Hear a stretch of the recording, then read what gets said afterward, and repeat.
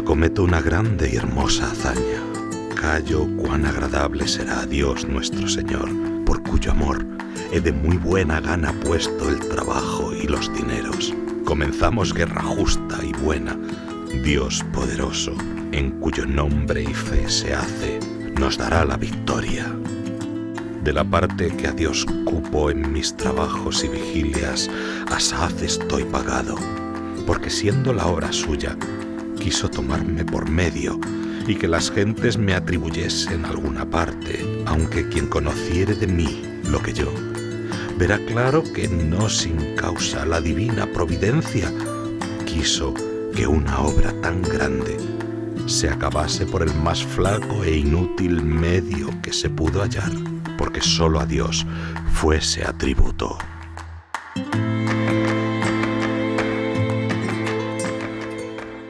Antes de la llegada de los españoles a México, aquel territorio era una constelación de pequeños reinos. Entre estos, el más importante era el Imperio Azteca, o el reino de los mexicas. Algunos de estos indígenas tenían divinidades que eran animistas y creían que los dioses actuaban en las personas. Pero muchos otros dioses no eran simplemente animistas, sino que tenían una pluralidad de dioses que respondían no solamente a los elementos de la creación, al agua, al aire, al fuego, sino que también respondían a las aspiraciones del alma humana. Por ejemplo, los aztecas veneraban a Huitzilopochtli, uno de los dioses más importantes, que era el protector de los infiernos, y por tanto tenían que ofrecerle a él la vida, que era aquello que no tenía. Otros dioses respondían en cambio a las cosas que veían en la creación. Por ejemplo, Quetzalcóatl era el dios del sol, y era aquel dios que Moctezuma, el emperador de los aztecas, esperaba que llegara cuando apareció Cortés desde el mar. Y por eso los aztecas pensaban que este era un dios que llegaba allí a tomar posesión de la ciudad. Y esto fue lo que llevaba a muchos de estos indígenas a ofrecer sacrificios. Pero los aztecas también tenían algunas divinidades que iban más allá simplemente de las aspiraciones del alma humana y más allá también de las cosas físicas que podían ver. Por ejemplo, Ometepetl, que era la divinidad que estaba por encima de todo, un dios no personal al que se le consagraron muchos poemas aztecas. Y es muy interesante ver cómo escribían a esta divinidad no personal, diciéndole que él gobernaba todo, que estaba en todas partes, que su nombre era impronunciable. De alguna manera, estos dioses de los aztecas nos dicen dos cosas: que aquellos indígenas estaban esperando una redención. Ellos sabían que tenían que ofrecer algo por sus pecados. No se comprendían a sí mismos como personas que se habían autocreado. Y esto de alguna manera permeó en la evangelización, porque puso las bases para que después abrazaran el cristianismo. La otra gran realidad es que eran hombres profundamente religiosos que buscaban de alguna manera una salvación. Esto ciertamente les llevaba a algunas prácticas equivocadas. Y sin embargo, podemos decir que el culto religioso de los pueblos indígenas antes de la llegada de Colón fue una verdadera preparación de la divina providencia para que acogieran el cristianismo. Somos cristianos y adoramos a un solo Dios verdadero, que se dice Jesucristo, el cual padeció muerte y pasión por salvarnos, resucitó al tercer día y está en los cielos, y es el que hizo el cielo y la tierra. En Él creemos y a Él adoramos. Algunos de los sacrificios que ofrecían estos pueblos antiguos eran realmente unas barbaridades. Intentando ofrecer a los dioses la vida, sacrificaban otros seres humanos. Evidentemente esto era contrario a la concepción del respeto que tiene el cristianismo por la vida y por cada ser creado. Y por lo tanto, los primeros evangelizadores tuvieron que hacer frente a este tipo de sacrificios para impedirlos. Y aquellos que tienen por dioses no lo son, sino diablos. Son muchas ánimas las que aquellos sus ídolos llevan al infierno. El tiempo andado, nuestro Rey enviará unos hombres que entre nosotros viven muy santamente, mejores que nosotros. para que se lo den a entender. La primera evangelización de México sucedió en los primeros años del siglo XVI. Ya en 1514, los frailes dominicos y franciscanos habían desembarcado en México, que era parte de esta constelación de imperios precolombinos que existían allí. Se dice que la primera misa tuvo lugar en lo que hoy es Veracruz, una ciudad llamada por la verdadera cruz de Cristo, que era aquella que podía redimir a las personas. Tenemos que tomar en cuenta que no se sabe exactamente el día en que se celebró esta Santa Misa, pero podemos imaginar que tuvo alguna relación especial con una fiesta de la crucifixión de nuestro Señor Jesucristo. Los primeros misioneros tenían que vérselas con una evangelización por la familia, ya que estos pueblos eran polígamos y muchas veces tenían distintas mujeres, una gran evangelización sobre la verdad de Jesucristo y su salvación para evitar que se hicieran otro tipo de sacrificios y una profunda veneración a la Virgen Santísima.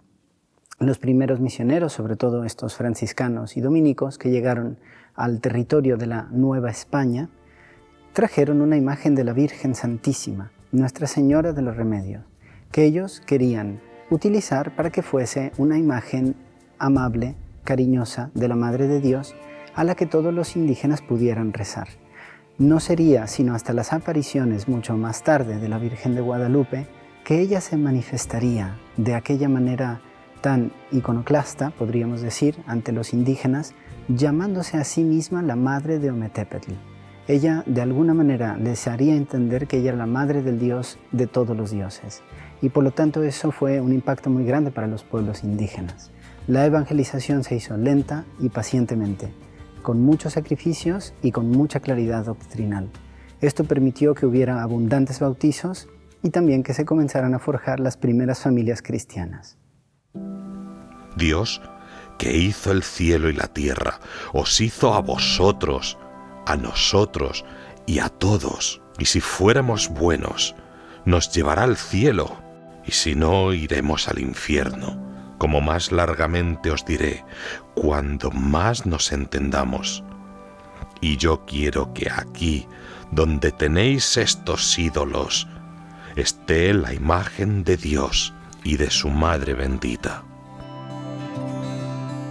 Los primeros misioneros se dieron a la tarea de evangelizar, de enseñar la verdad sobre la salvación de Jesucristo, su redención en la cruz, y también a educar. Se daban cuenta de que aquellas personas no podían recibir la fe cristiana de una manera adecuada si no tenían las virtudes humanas necesarias para acoger la gracia de Dios. Y por lo tanto, al mismo tiempo que les enseñaban las verdades de la fe, edificaron muchas escuelas, hospitales, centros de acogida, lugares de educación también de hombres y de mujeres. Los conventos franciscanos y las casas de los dominicos se convirtieron muy pronto en centros de cultura y de evangelización.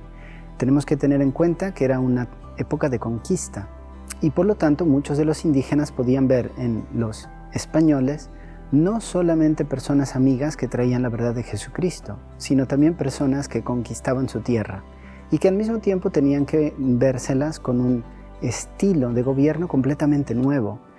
Para los españoles, la conquista o el descubrimiento de América no era simplemente una colonia, no podemos hablar de eso. Los españoles veían en esa expansión de su propio imperio un territorio nuevo que les pertenecía, donde otorgaban a todos los ciudadanos un derecho igual al que tenían los miembros de la corona española. Eso es muy distinto al colonialismo que vivirían después otros imperios, como el francés y como el inglés. De allí que América era España, no había ninguna diferencia, y las personas que vivían allí tenían los mismos derechos.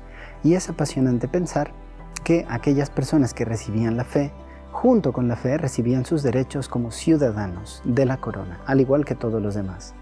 Dentro de este conflicto, porque era un cambio de época, hubo algunos niños, Juan, Antonio y Cristóbal, que se dieron a la tarea de destruir a los ídolos paganos, porque ellos pensaban que de esta manera podían reafirmar la fe de sus compañeros. Eran muy adolescentes. Cristóbal era un hombre noble, de una familia adinerada, y Juan era su ayudante. Y de esta manera entraron en un templo y destruyeron los ídolos, y el pueblo pagano creyente en estos ídolos los inmoló, los asesinó. por haber hecho ese acto de destrucción. Estos son los primeros mártires de México. Son los niños de Tlaxcala, que sucedió ya en el siglo XVI. Y a partir de este momento han venido siempre muchos más mártires y personas que han testimoniado con mucha valentía su fe.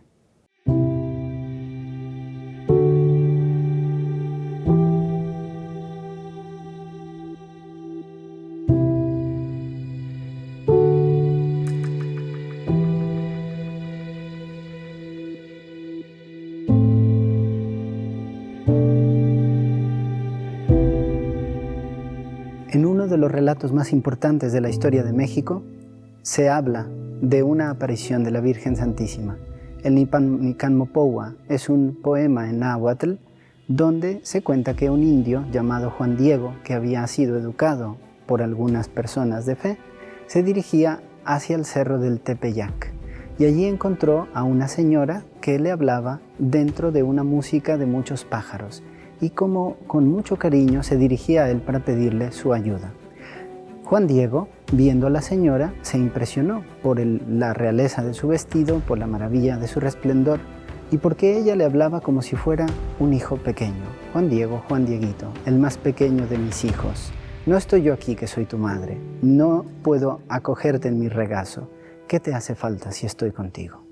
Y para Juan Diego era sorprendente ver que la Virgen Santísima le pedía que construyera una iglesia allí. Él, siendo un indígena y por lo tanto una persona dentro de esa sociedad tan jerarquizada, que tenía muy poco acceso a la autoridad, tuvo que vérselas para ir a hablar con el obispo. Y fue difícil para Juan Diego hacerlo. Un día que iba al cerro del Tepeyac, quiso ir rápido porque tenía a su tío muy enfermo y decidió tomar un camino distinto del que tomaba todos los días. Allí se le volvió a aparecer la Virgen Santísima María de Guadalupe con unas rosas de Castilla en un tiempo del año en que no había rosas. Para Juan Diego fue una gran sorpresa ver a la Virgen. Y allí ella le reveló que tenía que recoger esas rosas y llevárselas a Fray Juan de Zumárraga, el obispo de México, porque entonces le creería. Y fue Juan Diego, confiado con la fe en la Virgen y en su palabra, y entonces en aquel especie de tela que llamamos tilma, donde llevaba las rosas, las desplegó y apareció el manto de la Virgen Santísima. Guadalupe no es solamente un centro de espiritualidad para México.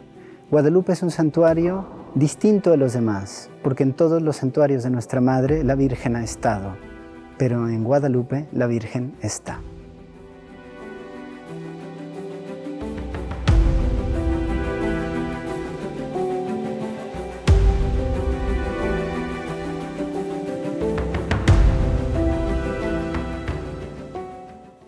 Entre 1926 y 1929 gobernaba en México Plutarco Elías Calles, un presidente que decidió tomar un camino de limitar el culto cristiano.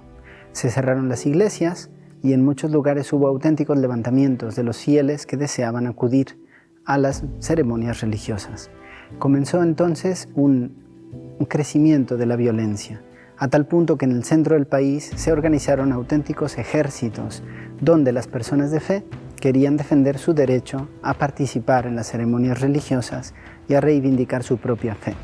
Esta especie de ejércitos se llamaban cristeros y estaban dispuestos a morir por Cristo Rey. Extendían sus brazos y, como Jesucristo en la cruz, defendían su fe a cualquier costo. El ejército de los cristeros fue abriendo las iglesias, a veces por la violencia, y tuvo que enfrentarse al ejército de la República Mexicana entonces. No se sabe exactamente por qué comenzó ese deseo del presidente de cerrar las iglesias. Lo que sabemos es que se tuvo que caer en un entredicho, el país suspendió los sacramentos, muchos sacerdotes extranjeros fueron expulsados, y allí se manifestó la gloria de Dios en los mártires que hubo durante toda esta persecución. Algunos como San Miguel, como el beato Miguel Agustín Pro, murió en su propia iglesia. Otros como San José Sánchez del Río, Joselito, era un niño de 13 años que no tuvo miedo en dar su vida. Y en una de las cartas del final de su vida de 13 años, cuando escribe a su madre, le dice: mamá, acepta la voluntad de Dios, reza para que tus otros 2 hijos lleguen al cielo. Y no te preocupes por mí, porque yo he dado ya mi vida a Dios. Y además tenemos otros santos, como por ejemplo Toribio Romo, que actualmente es muy invocado por los migrantes que están en México, porque ha habido apariciones de este santo que ha orientado a algunos de los migrantes que en el desierto no sabían por dónde ir. No sabemos si estos milagros se manifiestan a muchas más personas. Lo que pensamos es que esa persecución, como cualquier persecución, da frutos de santidad, de entrega y de sacrificio. La época de los cristeros preocupó mucho a Pío XI. Escribió 3 cartas a los católicos en México con mucho dolor por lo que estaba sucediendo allí. Es un periodo de la historia muy duro, pero que al mismo tiempo sigue dando frutos y los dará por toda la eternidad.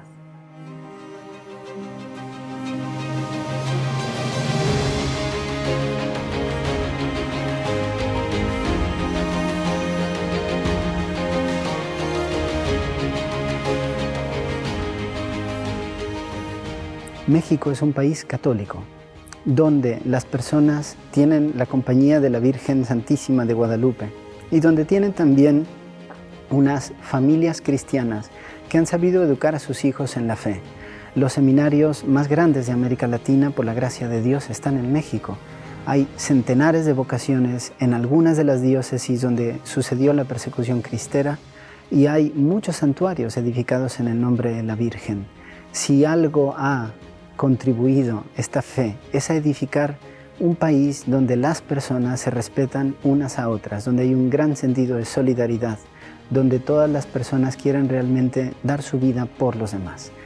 Esperemos que en México se mantenga siempre esa fe de las familias, que cada madre, cada padre mexicano quieran tener muchas vocaciones para la Iglesia, muchas vocaciones de santidad, y que también los sacerdotes, los religiosos, las religiosas, todas las personas que sirven al pueblo de Dios en México, mantengan esa profunda devoción a la Virgen, que es nuestra Madre y no nos dejará nunca.